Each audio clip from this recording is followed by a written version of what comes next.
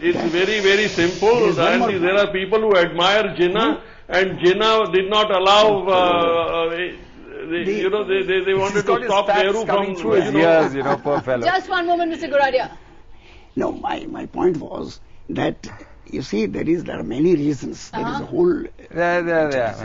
But today, why should the Muslims raise this question? I may stand by the side of the resolution, yes, but I don't support it. In the sense, there are many problems before the Muslim community. Why whether or not this? Vande Mataram is to be sung is not a problem. And you can't change Vande Mataram's status anyway. So the question is, who raised it? Why was it raised now?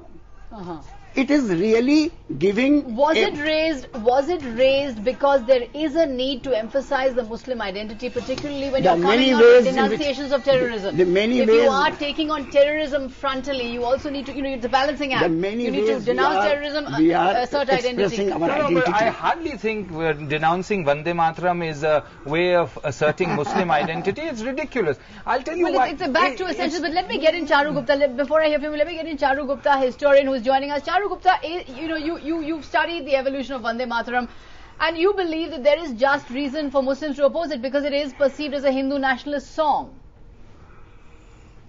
Yes. I think that we cannot see Vande Mataram in isolation. It has to be placed in its larger context and see its historical trajectory. It's significant that even Gandhi, supported the song, saw it as a patriotic song in 1915. But when violence broke out in 1947, when there were severe communal riots, he also opposed the song. Similarly with Jawaharlal Nehru, he also, when he read this song, particularly when placed in Anand Math, he said that Muslims will be uncomfortable with it. So I think that the song does acquire certain sinister connotations and changing meanings as we evolve. While, patriotic Congress used it, even it was used by both Golwalkar and Savarkar, the ideologues of RSS, as a holding Hindu nationalism in its purest form. Right. So I think we need to see its trajectory, the way it has evolved. And it is for that reason that even patriotic and nationalist Muslims at times found it difficult to sing. So it's a political symbol.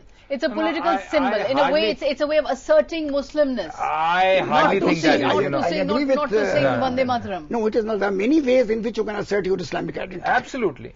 Many ways. And Vande Mataram is the least important. It's not even there. But the clergy doesn't think so. No, the clergy. No, doesn't think so. No. It's the place where Mr. Chidambaram found it fit to visit. The clergy there doesn't think so. The clergy in the country is a completely different ballgame. So you're saying actually Vande Mataram would be acceptable to the Muslim community?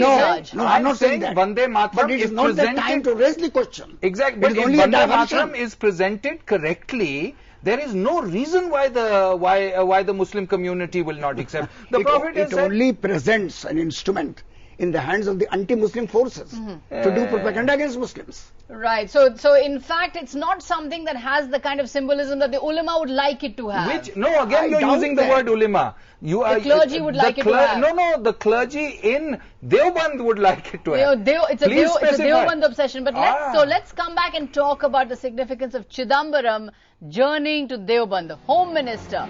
Home Ministry often perceived police and law as discriminating against the Muslim community, members of the Muslim community. Now the exemplar of the Indian law and Indian police has gone to Deoband. Let's come back and talk about that.